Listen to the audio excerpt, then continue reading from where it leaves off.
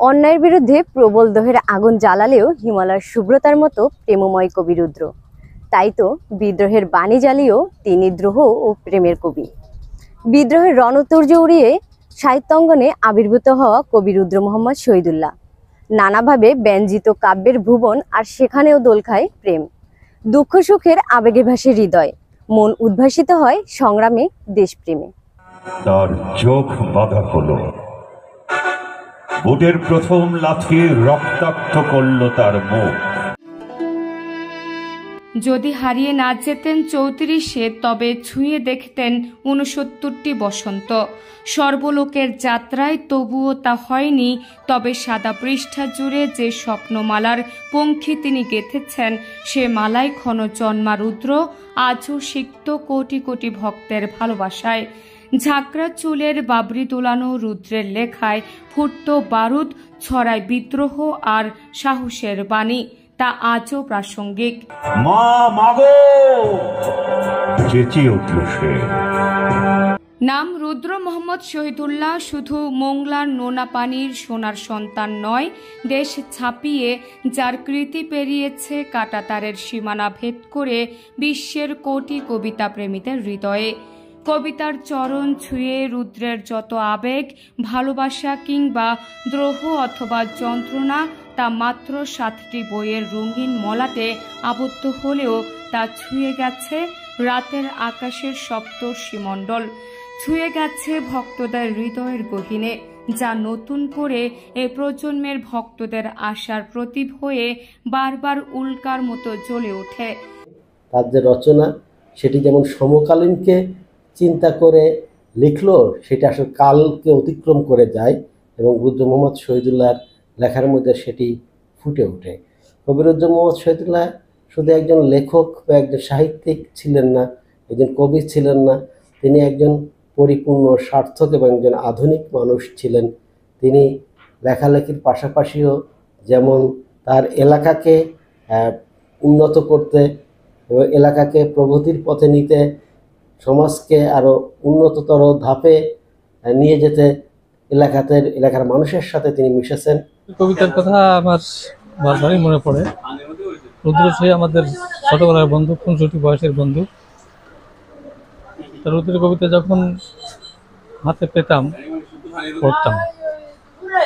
এমনি আমি কবিতার প্রতি আকৃষ্ট না, কারণ কবিতা বলতে আমি বুঝতাম যে প্রাকৃতিক পরিবেশ ইত্যাদি ইত্যাদি এগুলো নিয়ে আলোচনা হয়, কিন্তু রুদ্রের কবিতা ভিন্ন রকম, মানুষকে উজ্জীবিত করে।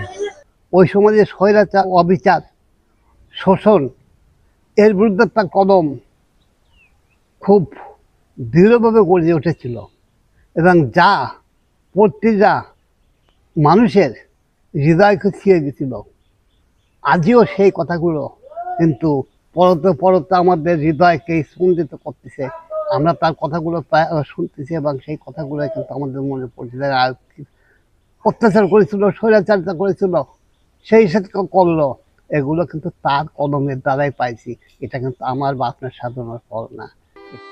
গল্প, নাটকের চিত্রনাট্যে ও অবাধ বিচরণ আর গানের কথা সশব্দের সে মিছিলে ছিল প্রেম ও দ্রোহের কবি রুদ্রের আবেগ মাখা।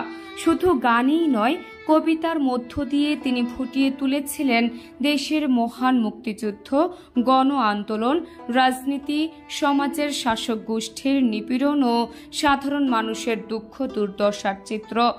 এসব কর্মকাণ্ডের স্বীকৃতিও পেরিয়েছিলেন প্রেম ও দ্রোহের কবি রুদ্র মোহাম্মদ শহীদুল্লাহ।